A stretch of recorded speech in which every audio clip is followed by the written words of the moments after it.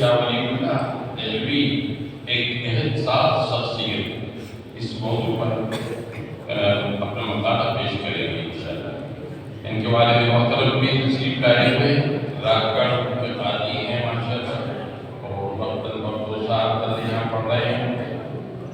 جی مقالہ پیش کریں۔ السلام علیکم ورحمۃ اللہ وبرکاتہ۔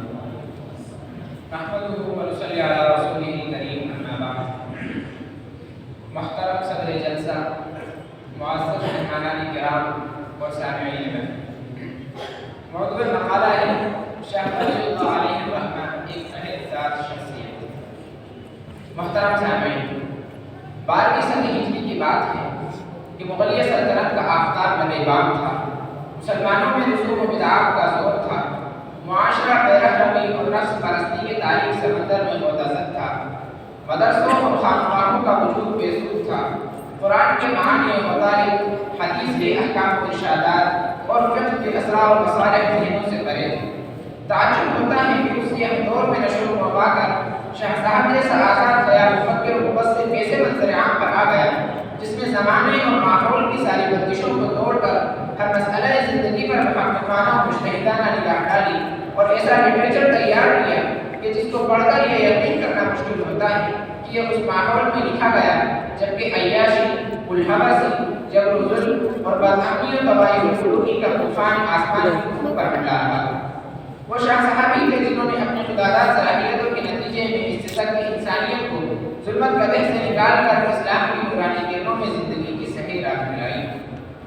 سامعین کرام، اگر شاہ صاحب کی کار تجدید کا جائزہ لیا جائے تو معلوم ہوگا کہ آپ کے تمام کارروائی نمایاں ذہن سازی و فکر سازی پر مرکوز ہے، اور اس عمل میں سب سے وسیع حصہ آپ کی تصنیفات و تعلیفات کا ہے جن میں عقیدہ توحید کی وضاحت، شرک و بدعات کا انکار، دین الہی کی راہ اعتدال، شریعت کے اغراض و مقاصد کی نشاندہی، تہذیب و تمدن کے صالح اصول اور کتاب و سنت کی روشنی میں انسانی حقوق کے لیے مکمل شرح موجود ہے۔ جیسا کہ آپ کے مارکت العرب کتاب حجت اللہ بالغہ کے بارے میں مولانا محمد سعود عارف قاسمی اپنی کتاب شاہ ولی اللہ کے قرآن شریف کے مطالعے کے صفحہ 70 پر اعتراض ہے کہ حجت اللہ بالغہ از اول تا آخر شریعت کے مبادی اور احکام کی حکمتوں اور مصالح کے بیان پر مشتمل ہے، اور اس میں شرک و ایمان کے مقررات، احکام کی اذکار و رموز، شریعت کی تفہیم، کتاب و سنت سے استفادے کی شکل اور فقہی مکاتب میں اختلاف کی نوعیت، اتفاقات انسانی، سیاست، معیشت، معاشرت جیسے متنوع موضوعات زیر بحث ہیں۔ اس کے علاوہ شاہ صاحب کے کئی ایسے علمی شاہکار ہیں جس کو پڑھ کر مولانا شفیع کی یہ بات بالکل صحیح معلوم ہوتی ہے کہ ابن تیمیہ اور ابن رشد کے بعد بلکہ انہیں کے زمانے میں مسلمانوں میں جو عقلی تنزل شروع ہوا اس کے لحاظ سے یہ امید نہیں رہی کہ پھر کوئی صاحب دل و دماغ پیدا ہوگا، لیکن قدرت کو اپنی نیرنگیوں کا تماشا دکھلانا تھا کہ آخر زمانے میں جب کہ اسلام کا نفس باز پسند تھا، شاہ ولی اللہ جیسا شخص پیدا ہوا جس کی نقطہ سنجیوں کے آگے غزالی، رازی، ابن رشد کے کارنامے بھی مان پڑ گئے، علم الکلام سمراست جیسے۔ پھر حقیقت شاہ صاحب کے کام اور مقام کو سمجھنے کے لیے بلکہ روح اسلام اور منشاء الہی اور انفرادی اور اجتماعی دستور و عمل معلوم کرنے کے لیے آپ کی مصنفات بہترین ذریعہ ہیں۔ حضرات، یہ بات مشاہدے میں آتی ہے کہ جو علماء کی بات تصنیفی اور تحقیق کے ذوق کے مالک ہوتے ہیں اور ان کو ثقافت و خدمت استنباط سے واقعی استحصال ہوتا ہے، وہ عام طور پر مطالعہ کتب، علمی مباحث پر تحقیق و تفتیش یا تدریس و تصنیف کے مشغلے میں منہمک و مستغرق رہتے ہیں، اور عامة المسلمین کی کمزوریوں اور بیماریوں سے یا تو بے خبر ہوتے ہیں یا ان کے لیے اس عوامی سطح تک اترنا دشوار ہوتا ہے جہاں سے وہ پورے معاشرے پر نگاہ ڈال سکیں۔ لیکن شاہ صاحب کی شخصیت ان دونوں چیزوں کی جانب تھی۔ جہاں آپ علمی کمالات کی بنا پر متقدمین علماء کی صف میں شامل تھے، وہیں آپ معاشرے کی ہر ایک نقطہ پر ہاتھ رکھے ہوئے تھے، اور اس کا واضح ثبوت آپ کے وہ خطابات ہیں جو آپ نے امت کے مختلف طبقات کے سامنے پیش کی۔ جیسا کہ آپ نے غلطکار علماء کو خطاب کرتے ہوئے فرمایا، ارے بدبخت لوگ جنہوں نے اپنا نام علماء رکھ چھوڑا ہے، تم یونانیوں کے علوم میں ڈوبے ہوئے ہو، سمجھتے ہو کہ یہی علم ہے۔ یاد رکھو، علم یا قرآن کی کسی آیت محکمہ کا نام ہے یا سنت ثابتہ قائمہ کا تفہیمات الہیہ صفات الوجود۔ اسی طرح آپ حضرت مسلمین کو مخاطب کرتے ہوئے فرمایا، اے آدم کے بچوں، تمہارے اخلاق سو چکے ہیں، تم پر ظاہر التماس کا غلبہ ہو گیا ہے، حرام کو تم نے اپنے لیے خوشگوار بنا لیا ہے اور حلال تمہارے لیے بدمزہ ہو چکا ہے، تم نے ایسے بگڑے ہوئے اصول اختیار کر لیے ہیں صورت بگڑ گئی ہے اور بدعات میں جاری ہے جن میں تم اپنی دولت کو ضائع کرتے ہو اور وقت کو برباد کرتے ہو۔ الغرض شیطان تم پر قابض ہو چکا ہے۔ تذکرہ شاہ ولی اللہ صفحہ 71 از مناسب احسن میلاد۔ حضرات، شاہ صاحب کا اصل مقصد یہ تھا کہ اسلام کی عظمت رفتہ بحال ہو، مگر اس کی تکمیل دو چیزوں کے بغیر ناممکن تھی۔ نمبر 1 تطہیر معاشرہ جس کی کچھ ردا تھا کہ ناقابل سماعت کی۔ نمبر 2 صالح اقتدار۔ یہ بات دشتسبان ہے کہ 12ویں صدی ہجری میں جو اقتدار ہندوستان میں قائم تھا وہ زوال اور انحطاط کی تحریک پر قدم رکھ چکا تھا اور اس خانہ یکا کی حیثیت اختیار کر چکا تھا جس پر برہٹا، سکھ، جاٹ اور نادر شاہ جیسے پیٹ کے پجاری باری باری آتے اور شکم سے ہو کر اٹھ جاتے۔ لہٰذا جس دل دردمند شاہ ولی اللہ ان سب معاملات کا اپنی ظرف نگاہی سے مشاہدہ کرنے تھے، لہٰذا جس دل دردمند اور فکر ارجمند کے آپ حامل تھے اس کا یہ تقاضا تھا کہ آپ تطہیر معاشرہ کے ساتھ اصلاح اقتدار کا کام بھی سر انجام دیں، اور ایسا ہوا بھی۔ آپ نے کئی مغل بادشاہوں اور ارکان دولت کو متعدد خط لکھے جن میں آپ نے اصلاح حال اور تقویت سلطنت کے ایسے حکیمانہ مشورے دیے جو اعلیٰ درجے کی حکمتیں دیں، تاریخ و سیاست اور نظم مملکت کے وسیع مطالعے پر مبنی تھے۔ جیسا کہ آپ نے بادشاہ وقت اور وزیر عمرہ کے نام خط لکھا جس میں چند نہایت دانشمندانہ اور سیاسی و انتظامی مشوروں کے بعد ذکر کیا کہ قاضی اور محتسب ایسے لوگوں کو بنایا جائے جن کو رشوت ستانی کی تہمت نہ لگی ہو اور نماز باجماعت کی حاضری کی تاکید کی جائے۔ نیز یہ کہ بادشاہ اسلام اور عمراء نظام ناجائز پیش و پشت رشوت نہ ہو۔ اگر ان کلمات پر عمل کیا جائے گا تو مجھے امید ہے کہ بقائے سلطنت تائید غیبی اور نصرت الہی میسر ہوگی۔ شاہ ولی اللہ کی سیاسی مکتوبات سے باقی کیسی از پروفیسر خلیل احمد نظامی۔ دل تو چاہتا ہے کہ وہ موضوعات کی مقدار پر لغوشائی کرتے رہیں جو شاہ صاحب سے متعلق ہے، لیکن وقت اس کی اجازت نہیں دیتا، لہٰذا اس ایک جملے کے ذریعے شاہ صاحب کو خراج عقیدت پیش کر کے اپنے مقالے کو مکمل کرتا ہوں۔ آغوش موج میں در تعبیر یا اسلامی ہند کے طوفانی عہد میں خدا کا ایک وفادار بندہ۔ آخر دعوانا الحمدللہ رب العالمین۔ السلام علیکم ورحمۃ اللہ وبرکاتہ۔ جزاک اللہ۔ ابھی ہم اور آپ سید اشرف علی صاحب سے طالب علم سے شاہ ولی اللہ دہلوی ایک احساس شخصیت یعنی جہیز کو بنانے والے ایک جہیز میں خلاف پیدا کرنے والے ہندوستان کے جتنے تعلیمی تصنیفی تحقیقی ادارے ہیں اس وقت ان کی کہیں نہ کہیں ان کا سلسلہ شاہ ولی اللہ صاحب رحمۃ اللہ علیہ ان کے شاگردوں اور ان کے خاندان کے افراد محکموں اور قوتوں سے ملتا ہے۔ خود بھوپال کی تاریخ بھی اس بات گواہ ہے کہ شاہ صاحب تو یہاں نہیں آئے، لیکن ان کے صاحبزادگان کے جو شاگرد تھے وہ یہاں کے مدارس میں مدرس رہے۔ بھوپال کی ایک عظیم شخصیت مولانا برکت اللہ والی جو انقلابی بنے اور انگریزوں کے خلاف آزادی کی کا گل ڈول کیا، وہ شاہ صاحب کی کتاب حجت اللہ البالغہ سے بہت متاثر ہے، یہ تاریخ کا حصہ ہے۔ بھوپال سے شاہ صاحب کا ایک بہت تعلق ہے، یہاں سے 25 کلومیٹر دور شاہ صاحب شاہ ولی اللہ صاحب رحمۃ اللہ علیہ کے دادا شاہ ولی الدین صاحب کی قبر ہے اور وہ شہید ہوئے تھے۔ میں نے خود وہاں جا کے زیارت کی ہے، ان کا بدن الگ کفن ہے، ایک ہاتھ الگ اور سر الگ ہے، لڑتے لڑتے وہاں پر لوگوں نے ان کو اسی طرح حرکت کرتے ہوئے دیکھا تھا۔ وہ میں دیکھتے آیا ہوں دوراہے کی جامع مسجد کے آس پاس یہ بہت خوبصورت پھلوں اور پھولوں کے زیر سایہ یہ 3 قبریں ہیں۔ ان کو تمنا کی، شہادت کی، اللہ نے یہ شہادت بھوپال کے قرب میں نصیب فرمائے۔ اللہ خدا نعمت قدرت کی آشیانِ پاک کی نظر۔ اب اردو کے ساتھ ساتھ ہمارے یہاں عربی زبان تو ہے ہی، میڈیم یہاں کی پڑھائی جاتی ہے، وہی اصل مقصد ہے کہ ہمارا ساتھ سرمایہ عربی میں ہے، لیکن اس میں عربی میں بھی لکھنے اور پڑھنے کی مشق ہم بچوں کو کراتے ہیں ہم اساتذہ کی نگرانی میں۔ سلسلے میں عبدالرزاق شریف صاحب جو ثانویہ ثالثہ کے طالب علم ہیں اپنا مقالہ पेश करेंगे कुरान की इस आयत की रोशनी में इन्नल्लाह ला युग़य्यिरु मा बिक़ौमिन हत्ता युग़य्यिरु मा बिअन्फुसिहिम। अब्दुल रज़्ज़ाक़ बच्चे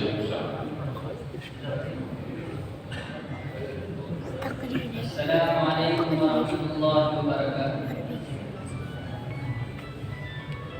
अल्हम्दुलिल्लाहि रब्बिल आलमीन वस्सलातु वस्सलामु अला सय्यिदिल अंबिया'i वल मुरसलीन व अला आलिहि व सहबिहि अजमईन। अम्मा बाद फरईसल हफ्लिल मुअक्कम व ज़ुयूफल इकराम व असातिज़ती अल-अजिल्लाह व इख़वानी फिल्लाह। موضوع خطابتي في هذه الحفلة المباركة الميمونة: إن الله لا يغير ما بقوم حتى يغيروا ما بأنفسهم. أيها المستمعون الكرام، إننا إذا تفحصنا أخبار الزمان نرى أن المسلمين قد ضرسهم الزمان وطحنهم الأيام وبطشت بهم أهوال الدنيا وأحاطت بهم الفتن من كل جانب، فهم يستقبلون كل يوم مصيبة جديدة ومشكلة حديثة، فينتقلون من اضطهاد إلى اضطهاد ومن اضطراب إلى اضطراب ومن شوق إلى قتال، تنتهك حرماتهم وتنهش كراماتهم وتخرب بيوتهم وديارهم وتدمر مساجدهم ومعابدهم. فهذه نظرة خاطفة على أحوال المسلمين في زماننا في كل مكان. أيها الإخوة، حينما نرى المسلمين في هذه الحالة الحرجة الشاقة يرتسم على أذهاننا سؤال ويختلج في قلوبنا استفهام: لماذا هؤلاء المسلمون في انحطاط وانهزام وظلم وهوان، مع أن الله سبحانه وتعالى يبشرهم بالفوز والفلاح في كل مجال وبالغلبة والانتصار في الميدان، بقوله تعالى: ولا تهنوا ولا تحزنوا وأنتم الأعلون إن كنتم مؤمنين. إذا كان لهم كذلك فكيف لحق بهم هذا القلق والاضطراب؟ ولماذا طرأ عليهم هذا الانكسار والانهزام؟ قلبوا سبحان التاريخ تروا أن الصحابة والتابعين كانوا بأعلى قمة من الرفعة والكمال، وكانوا مثالا في الغلبة والانتصار وآية للنحوظ والابتلاء. فلماذا هذا البور الشاسع بين حياتنا وحياتهم؟ ولماذا حل الفرق الهائل بين شاننا وشانهم؟ ولماذا لا يتحقق لنا وعد الله تعالى من النصر العزيز والفتح المبين كما تحقق لهم من قبل؟ فالله هو الله والقرآن هو القرآن والدين هو الدين، فكيف تحولت لنا هذه الأوضاع؟ ولماذا تغيرت لنا الأرض والسماء؟ فالجواب سهل ميسور وهو موجود في نفس الآية الكريمة: ولا تهنوا ولا تحزنوا وأنتم الأعلون إن كنتم مؤمنين. نعم، أنتم الأعلون، أنتم الغالبون، لكن متى؟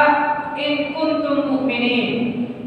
فالغلبة والانتصار والرفعة والعزة والنصر العزيز والفتح المبين كل ذلك مشروط بكمال الإيمان، وهو مفقود في حياتنا لأننا تركنا الأعمال الصالحة والأخلاق الفاضلة، وأن نقوم بالدعوة إلى الله والجهاد في سبيل الله لكي يتحقق لنا وعد الله كما تحقق في سلفنا الصالحين. قال تعالى: وعد الله الذين آمنوا منكم وعملوا الصالحات ليستخلفنهم في الأرض كما استخلف الذين من قبلهم وليمكنن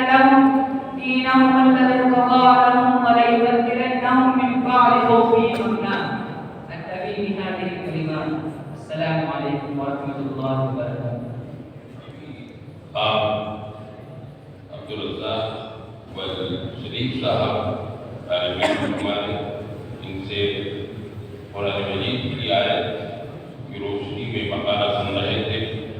शायर ने सही कहा है कि खुदा ने आज तक उस कौम की हालत नहीं बदली, न हो उसको ख्याल खुद अपनी हालत के बदलने का।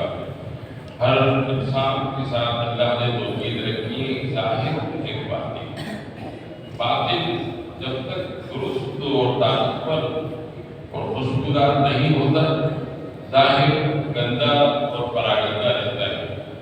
हमारे इस्लाम की इब्तिदा तो इस्लाम और ईमान का आगाज़ ही दिल से होता है, उसको बदलने की ज़रूरत है। दुनिया की हर मुसीबत, हर आज़माइश, हर हमले का मुकाबला करने के लिए दिल ही सब कुछ है। अला बिज़िक्रिल्लाह तत्मइन्नुल क़ुलूब। दूसरा अरबी में मकाला आपके सामने पेश करेंगे मोहम्मद फैज़ान वल मोहम्मद अख्तर साहब। इनका मौक़िफ़ है अल-वक़्तुर राहिन व मसऊलियातिही के हालात हाज़िरा और उस सिलसिले में हमारी जिम्मेदारियाँ क्या हैं, वो इस मौजूद में अरबी में अपना मकाला पेश कर रहे हैं।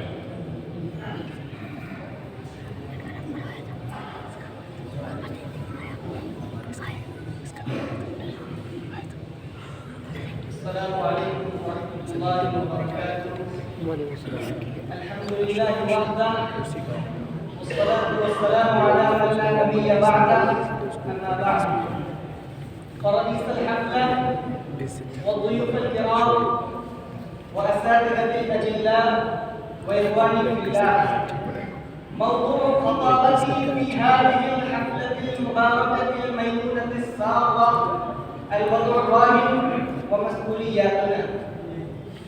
أيها السامعون الكرام، إن الأوضاع التي نواجهها اليوم أوضاع مملوءة بالثورات الشعبية وانقلابات عسكرية وتحولات سياسية وصراعات دامية ونزاعات عنيفة، وهي مغرقة بصنوف من الأزمات، أزمات دينية وأزمات فكرية وأزمات سياسية وأزمات إنسانية التي لا تزال تزداد وتتفاقم. هجمت فيها جنود الهوى من كل جانب، وهزمت الفضيلة والأخلاق، والتهبت نار الشهوات، وتجرد الإنسان عن الفضائل الإنسانية، وتدهورت حياته إلى الدرك الأسفل من الرذائل والمنكرات، وعاد حيوانا ناطقا قد انطلق عن جميع القيود الأخلاقية، لا يتردد في ارتكاب الجرائم ولا يستحيل من انتهاك المحارم، كأن العالم أصبح بيت المقاولين أو سوق الجزارين، غلا فيه الجمال والمعادن ورخص فيه الإنسان. ألوف من البشر يقتلون في دقيقة، ومئات من المدن تدمر في ثوان. قد ظهر الفساد في نواحي الأرض وهنا في السماء.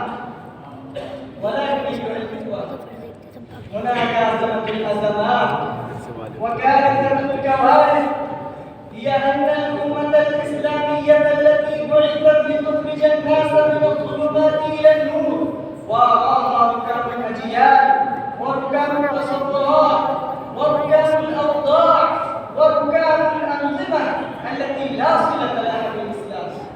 لا فرق بين أفرادها وأفراد الأمم الجاهلية. سعي وراء المادة في غير اقتصاد، واكتساب في غير احتساب، سهو في غير طاعة، وعمل في غير نية، وتجارة في لهو عن ذكر الله، وحرفة في جهل عن دين الله، ووظيفة في الإخلاص لغير الله، وحكومة في مشاقة الله، شغل في ضلالة، وقعود في بصالة، وحياة في غفلة. إنهم فقدوا روح التعاون والتعاطف ومعنى التراحم والتوادد. يريد المسلم تلاقيه المسلم ويطلب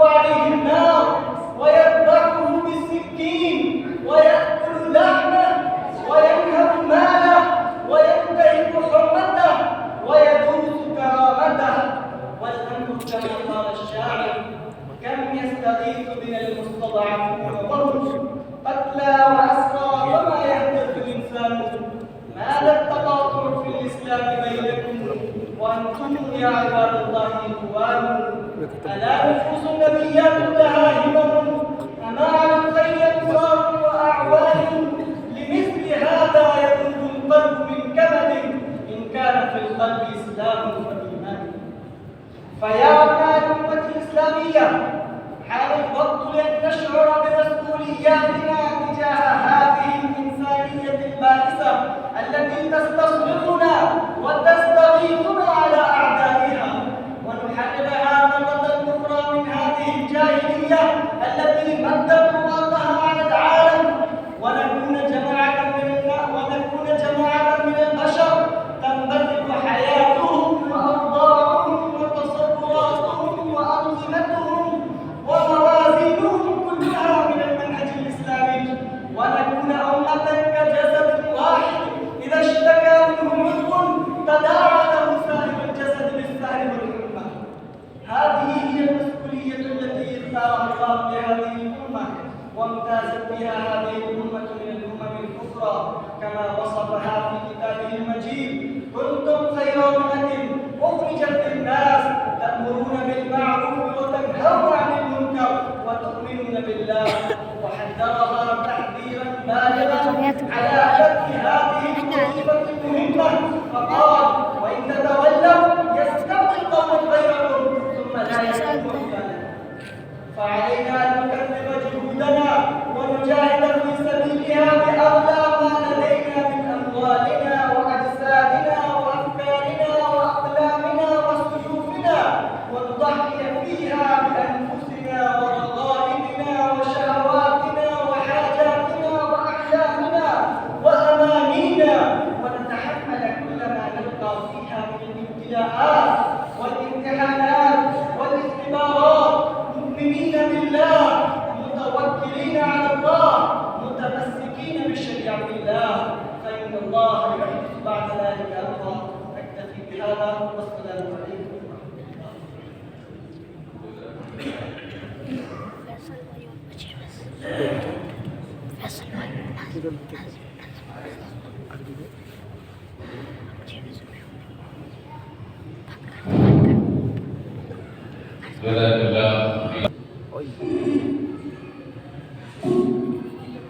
माइक से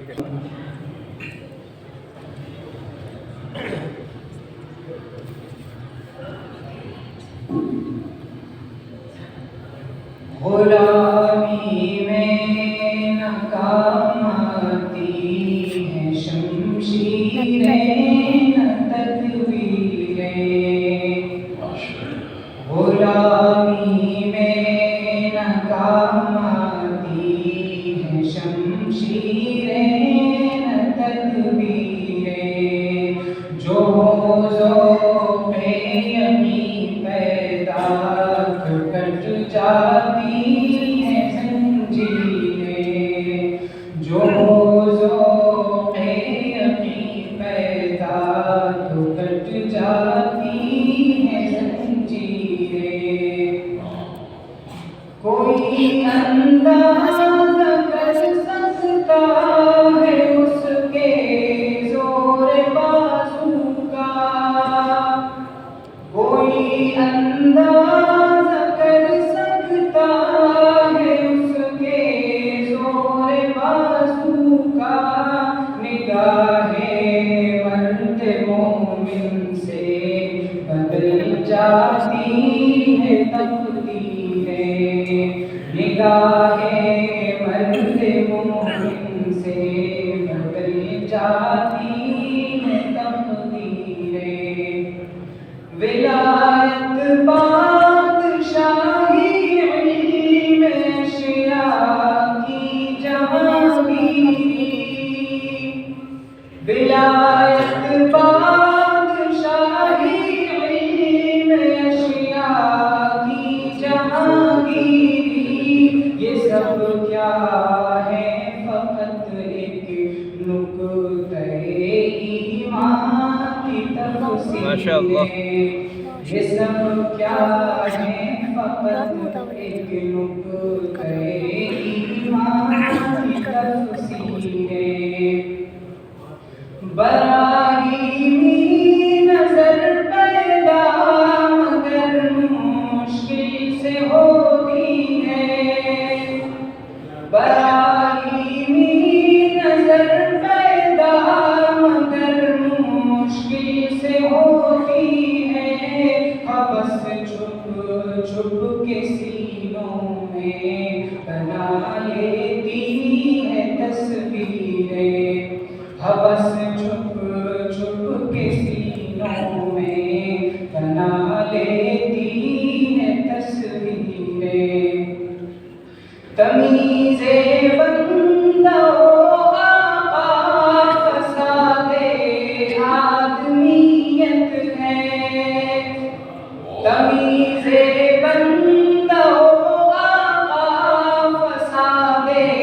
آدمیت ہے حذر چیر دستاں سخت ہے فطرت کی تعزیریں حذر چیر دستاں سخت ہے فطرت کی تعزیریں حقیقت ایک ہے ہر شے کی باقی ہو کہ نوری ہو حقیقت ایک ہے ہر شے کی باقی ہو کہ نوری ہو لہو خورشید کا ٹپکے اگر ذرے کا دل چیرے لہو خورشید کا ٹپکے اگر ذرے کا دل چیرے یقین محکم عمل پہ ہم محبت فاتح عالم یقین محکم عمل پہ ہم محبت فاتح عالم یقین محکم عمل پہ ہم محبت فاتح عالم جہاد زندگانی میں یہ مردوں کی شمشیریں جہاد زندگانی میں یہ مردوں کی شمشیریں غلامی میں ناکام آتی ہے شمشیریں نہ تدبیریں جو حوضوں میں یقین پیدا تو کٹ جاتی ہے زنجیریں اقبال کا آفاقی کلام انقلابی کلام وہ اپنی جگہ ہے اس میں کیا مقابلہ لیکن ہمارے طالب علم نے جس لہجے و ترنم کے ساتھ سنایا وہ قابل شکر ہے محترم حضرات جیسا کہ آپ جانتے ہیں کہ گزشتہ 2 سال سے ہمارے ادارے میں کچھ اپنا تقیم کو اعزازی امتیازی اعزاز سے نوازا جاتا ہے محترم جناب مولانا ڈاکٹر رشید الدین ندوی ناظم مدرسہ ریاض المدارس سلون آپ سلون ضلع اڈیشہ کے رہنے والے ہیں وہیں آپ کی تعلیم مدرسہ ریاض العلوم میں ہوئی ابتدائی تعلیم کے بعد شعبہ عربی کی تعلیم کے لیے دارالعلوم تعلیم مساجد میں 1964 میں داخل ہوئے اور تکمیل کے بعد اعلیٰ تعلیم کے لیے دارالعلوم علماء تشریف لے گئے جہاں 1966 میں درجہ خامسہ میں داخلہ لے کر 1969 میں عالمیت کی سند حاصل کی والد صاحب کے حکم ایما پر 1 سالہ دورہ حدیث کے لیے 1970 میں دارالعلوم دیوبند میں داخلہ لے کر سن 1971 میں دورہ حدیث مکمل کیا دینی تعلیم کے بعد اصلی تعلیم کی طرف متوجہ ہوئے اور سن 1971 میں جامعہ ہمدرد دہلی میں داخلہ لیا 1976 میں طب کی ڈگری BOMS حاصل کی فراغت کے بعد آپ نے اپنے خدمات کا مرکز اپنے وطن سلون ہی کو بنایا جہاں آپ نے طبی دواخانہ قائم کیا اور اپنے دادا کے ذریعے قائم کی ہوئے مدرسہ ریاض المدارس کو تعمیر و ترقی میں نمایاں اول ادا کیا نیز ستارے کے ملک کا مکاتب کا اختیار دکھا دیا اس پورے علاقے کی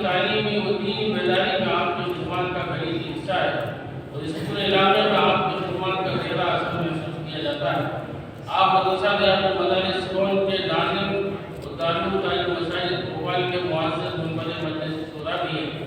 دارالعلوم تعلیم مساجد اپنے اس قدیم فضل کا اعزاز کرتے ہوئے فخر و مسرت محسوس کر رہا ہے۔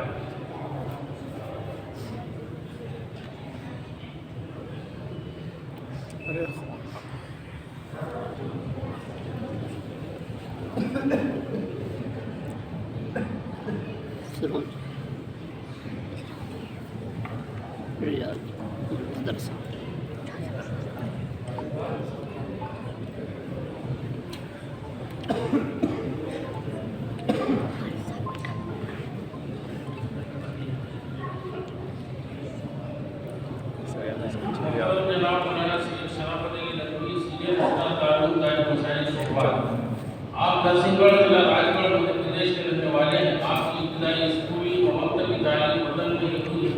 1959 میں دارالعلوم تعلیم مساجد میں دینی تعلیم کے حصول کے لیے ملحق ہوئے۔ اعلیٰ تعلیم کے لیے 1964 میں دارالعلوم ندوۃ العلماء تشریف لے گئے، جہاں سے 1965 میں عالمیت اور 1967 میں فضیلت کی ڈگری حاصل کی۔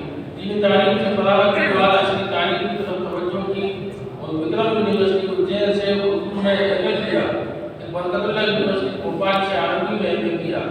1973 میں دارالعلوم تعلیم مساجد میں استاد مقرر ہوئے۔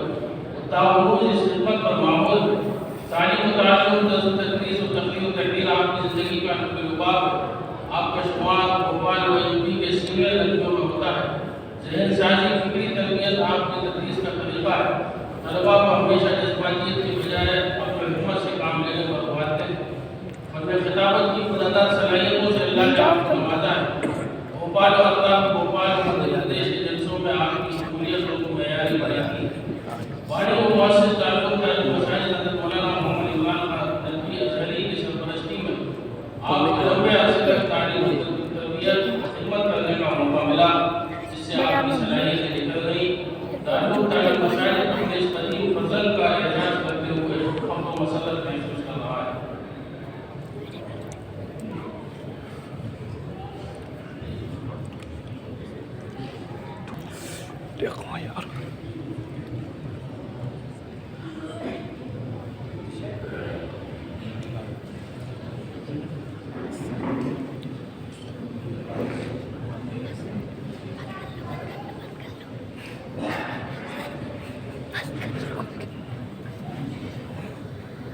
مفتی ابوالکلام صاحب، یہ شہر رافت الوی صاحب اور جناب مولانا رشید صاحب سنگھ سے تشریف لائے، وہ ایک بہت بڑے مدرسے کے ذمہ ہیں، اور بھی اکابرین یہاں موجود ہیں۔ مجھے دارالعلوم تعلیم مساجد کے ذمہ داروں نے، خصوص ڈاکٹر حسن صاحب نے جو اعزاز عطا کیا ہے کہ میرے نصیب کا حصہ تھا یا نہیں یہ تو اللہ جانے، اور میں نے بس یہ ہے کہ یہ کوشش کرتا رہا اس ادارے میں کہ جو کچھ کبھی اس کے ساتھ خیانت نہ کروں۔ میں اوپر سے لے کر نیچے تک گناہوں کا پیکر ہوں، میں اپنی اوقات اچھی طرح جانتا ہوں، لیکن ایک بات یہ ضرور کہوں گا کہ میرے کبھی یہاں ایک پیسہ یا غلے پہ ایک دانہ بھی ناجائز طریقے سے نہیں کھایا، الحمدللہ۔ اور دوسری بات یہ ہے کہ ہمیں حضرت مولانا عمران خان صاحب رحمۃ اللہ علیہ کے زمانے سے لے کر ابھی تک حضرت مولانا حسان صاحب کے یہ 5ویں یعنی عمارت ہے۔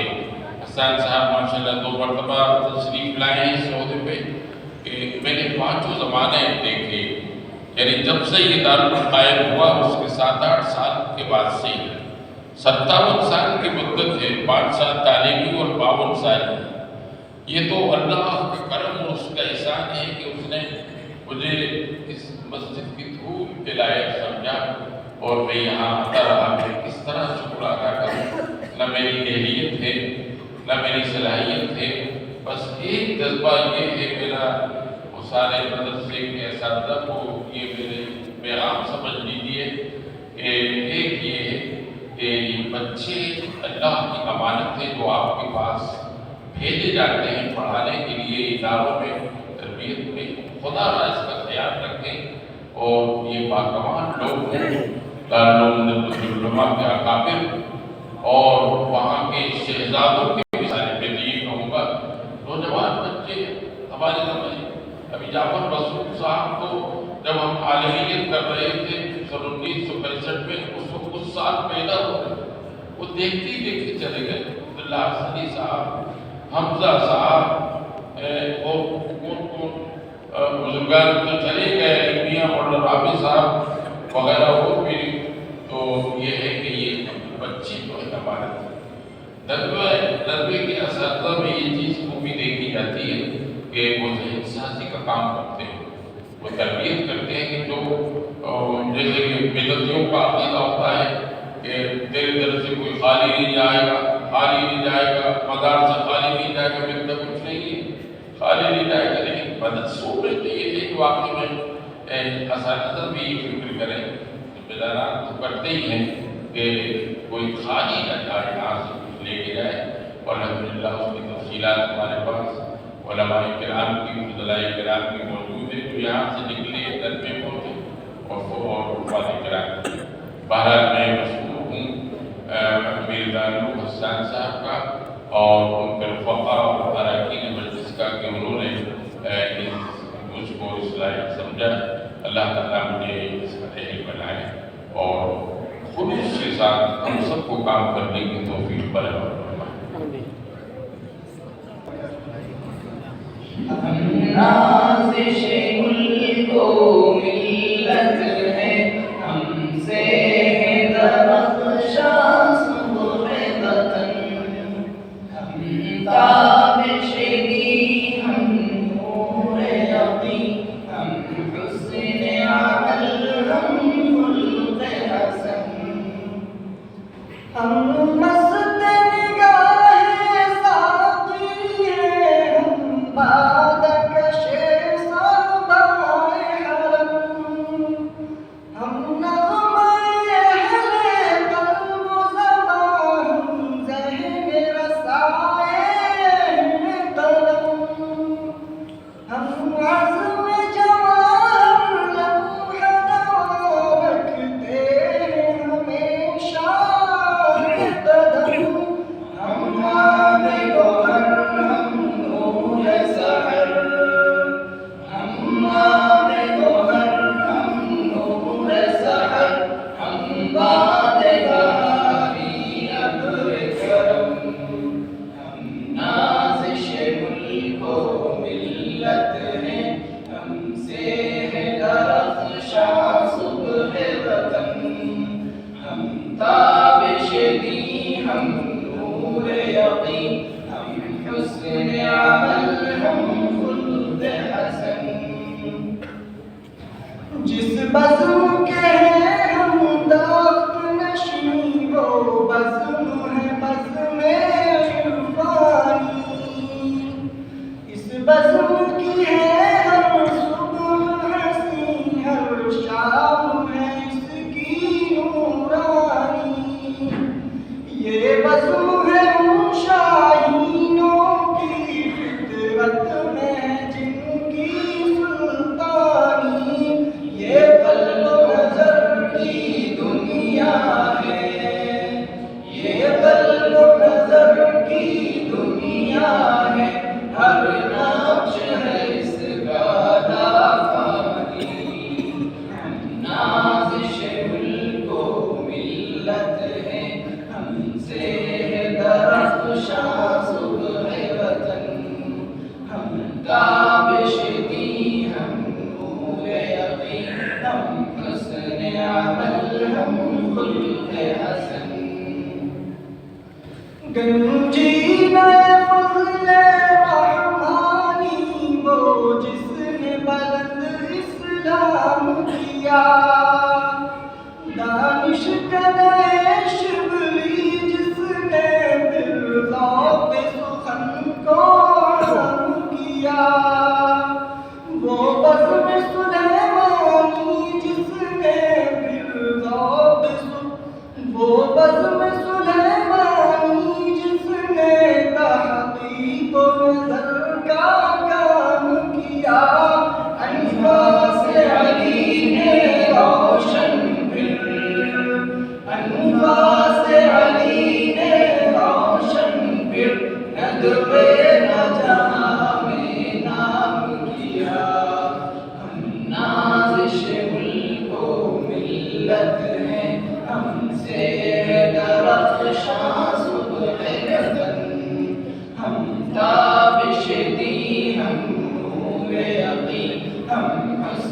عمل ہم خلق حسن. وہ شمع یہاں پر جلتی ہے جس شمع سے دنیا روشن ہے. وہ پھول یہاں پر کھلتا ہے جس پھول سے گلشن گلشن ہے. یہ اہل وفا کا مرکز ہے، یہ اہل صفا کا مخزن ہے. شہباز یہاں پر پلتے ہیں، شہباز یہاں پر پلتے ہیں. یہ لعل و گوہر کا معدن ہے. ہم نازش ملک و ملت ہیں، ہم سے ہے درخشاں صبح وطن. ہم تابش دی، ہم نور یقین، ہم حسن عمل، ہم خلق حسن. یہ اہل جنوں کی باستی ہے، یہ اہل خرد کا گہوارہ. ہر چیز یہاں کی شہپارہ، ہر فرد یہاں کا سیارہ. یا نور کی بارش ہوتی ہے، یا علم کا بہتا ہے دارا. ہر قطرہ یہاں کا موتی ہے، ہر قطرہ یہاں کا موتی ہے. ہر ذرہ یہاں کا مہپارہ. ہم نازش ملک و ملت ہیں، ہم سے ہے درخشاں صبح وطن. ہم تابش دی، ہم نور یقین، ہم حسن عمل، ہم خلق حسن. جو ساز یہاں پر چھڑتا ہے، کہتے ہیں حرم کا ساز ہے وہ. سینوں میں جو بھی راز یہاں در اصل حجازی راز ہے وہ. جو گونجتی ہے آواز یہاں جادو سے بھری آواز ہے وہ. جو دل نہ کھنچے اس کی جانب، جو دل نہ کھنچے اس کی جانب. بے سوز ہے وہ، بے ساز ہے وہ. ہم نازش ملک و ملت ہیں، ہم سے درخشاں صبح وطن. ہم تابش دی، ہم نور یقین، ہم حسن عمل، ہم خلق حسن. اس بزم کے ہم نے جام پیے، اس بزم کے ہم بیدار بنے. اس بزم میں ہم بیدار ہوئے، اس بزم میں ہم ہوشیار بنے. اس بزم میں ہم غیور بنے، بے بات بنے، خوددار بنے.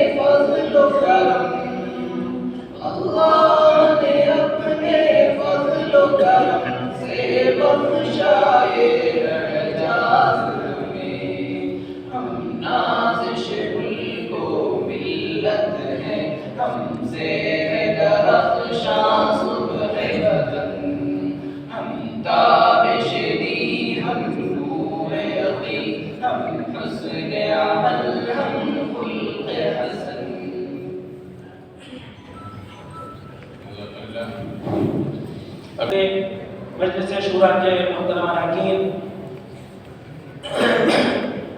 میرے ناظم جلسہ استاد الاساتذہ مولانا سید شرافت علی ندوی صاحب، میرے رفیق کار حضرت مولانا سید شہادت علی ندوی صاحب، دارالعلوم تاج المساجد کے تمام اساتذہ، معزز مہمانان، علماء کرام، شہر کی معتبر شخصیات اور اس جلسے میں تشریف لانے والے ہمارے وہ اصل خصوصی مہمانان جو حقیقت میں اس ادارے کے چلانے والے، اس ادارے کے وہ بنی خان کہ جو اس ادارے کی معاونت کرتے ہیں۔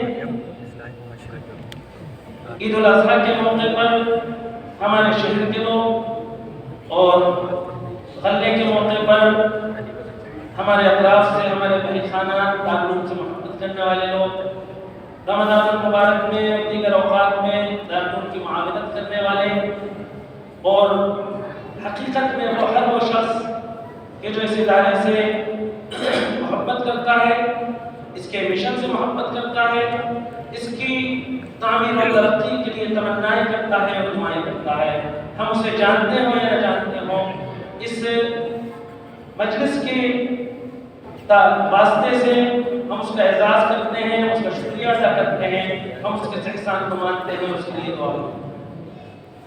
اور ہمارے عزیز طلباء اور طلباء کی وہ سرپرست کہ جن کی قربانی کی وجہ سے جو اپنے زندگی کے سب سے بڑے سرمایہ اپنے بچے کو، اپنے لخت جگر کو دین کی حفاظت کی خاطر، اللہ کے دین کی خدمت کی نیت سے مدرسوں کے حوالے کرتے ہیں کہ شاید ان کے بچے مستقبل میں اللہ کے دین کے خادم، اللہ کے دین کی حفاظت کرنے والے، اللہ کے دین کی اشاعت و نشر و اشاعت کرنے والے بنے، علماء بنے، داعی بنے، مصلحین بنے۔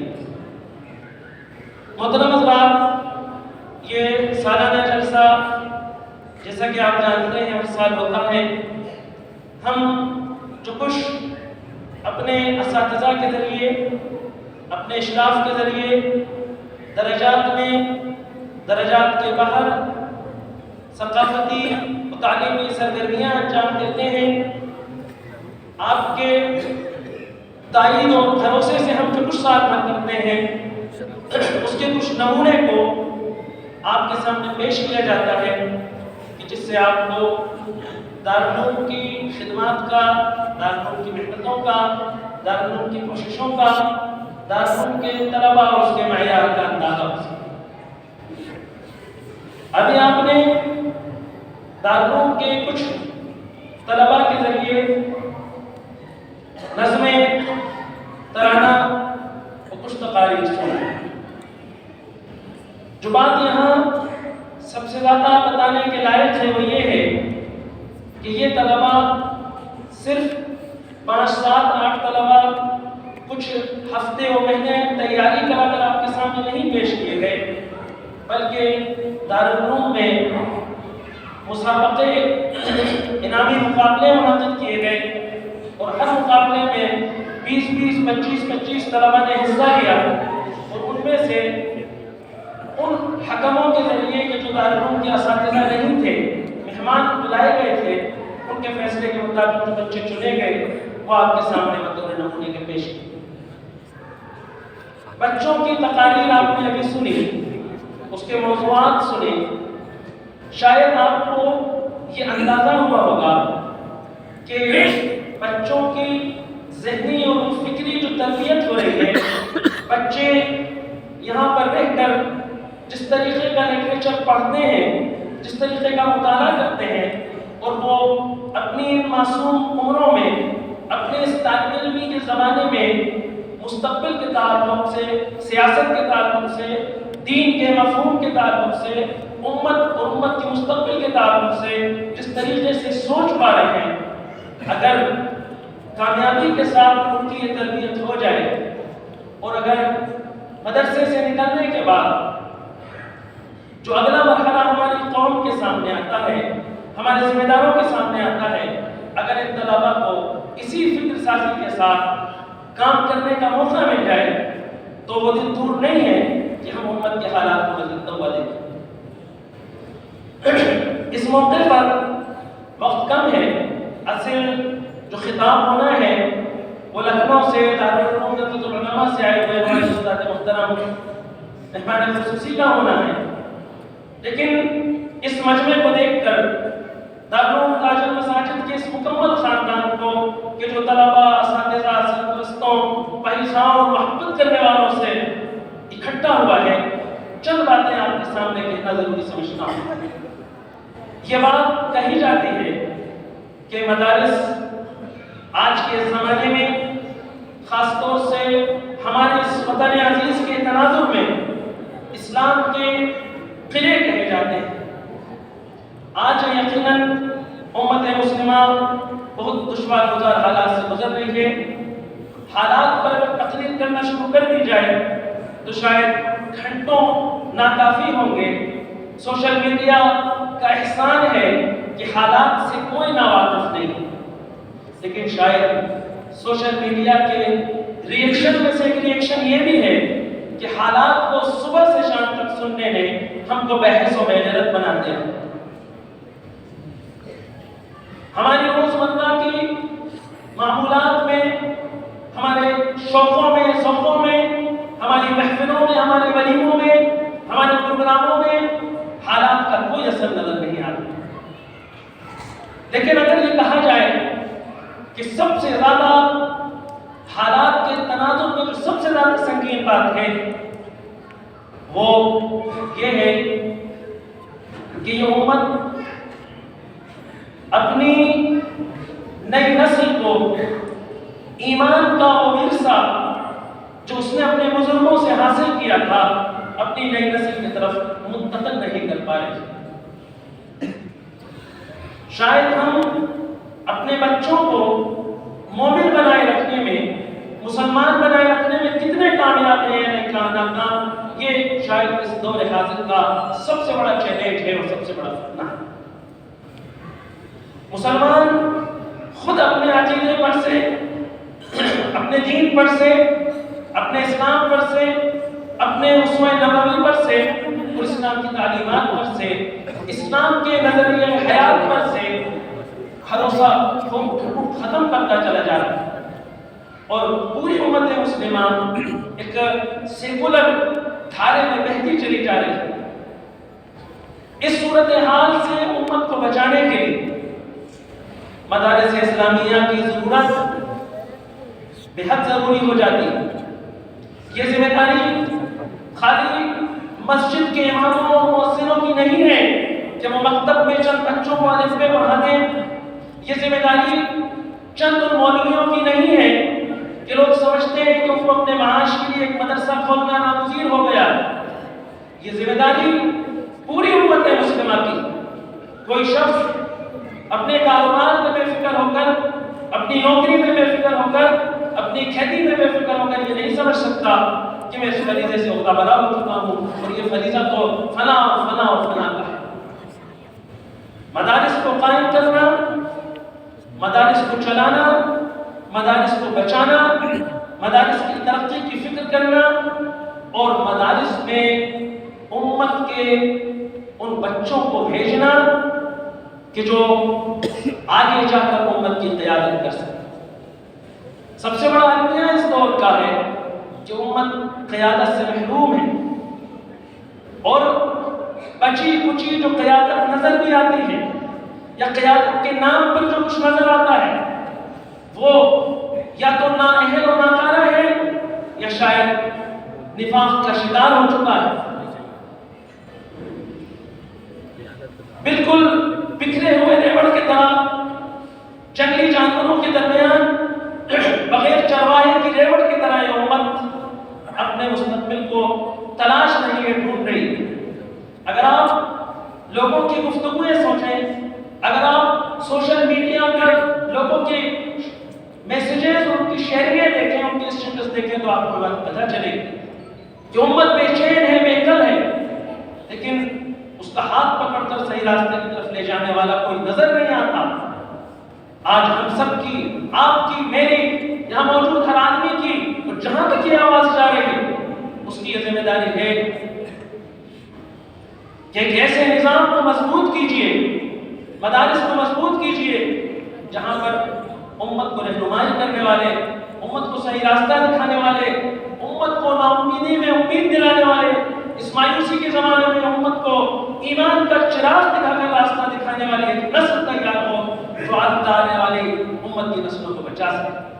خالی معاملہ صرف اتنا نہیں رہا ہے کہ اگر مدارس نہیں ہوں گے تو آپ کی نماز جنازہ نہیں ہوگی، مدارس نہیں ہوں گے تو آپ کے گاؤں میں جمعہ نہیں ہوگا۔ معاملہ صرف اتنا نہیں رہ گیا ہے۔ اگر مدارس نہیں ہوئے، اگر امت کو قیادت نہیں ملی، اگر امت کو صحیح علماء نہیں میسر ہوئے تو یہ امت اس ثقافتی اور تمدنی بحران میں، اس کشمکش میں ڈوب کر اپنے وجود کو کھو دے گی۔ دین باقی رہے گا، اسلام قیامت تک رہے گا، لیکن اگر ہم نے اپنے حالات کو بدلنے کی فکر نہیں کی، اگر ہم نے اس کے بارے میں نہیں سوچا تو اللہ تبارک و تعالیٰ اس نام کو ہم سے چھین کر دوسروں کو دے دے گا۔ تاریخ اس کا نظارہ کر چکی ہے۔ عباسی خاندان نبی کریم صلی اللہ علیہ وسلم کے رشتہ دار ہاشمیوں سے چھین کر اللہ تبارک و تعالیٰ نے اس امت کی قیادت ان کے ہاتھوں میں دی، جن کو ترکمانی لٹیرے خانہ بدوش قبائل کہا جاتا تھا، اور انہوں نے 600 سال امت کی قیادت کر کے دکھائی۔ لیکن یہ کسی کی ٹھیکیداری نہیں ہے۔ مدارس کو اپنے کام کاج کے بارے میں سوچنا ہوگا، مدارس سے کام کا حساب لینا آپ کی ذمہ داری ہے، لیکن یہ بات یاد رہے کہ مدارس کی کمر کو مضبوط کرنا، مدارس کی تائید کرنا، مدارس کی حمایت کرنا، مدارس کو چلانا اور مدارس کو چلنے لائق بنانا، یہ پوری امت کی ذمہ داری ہے۔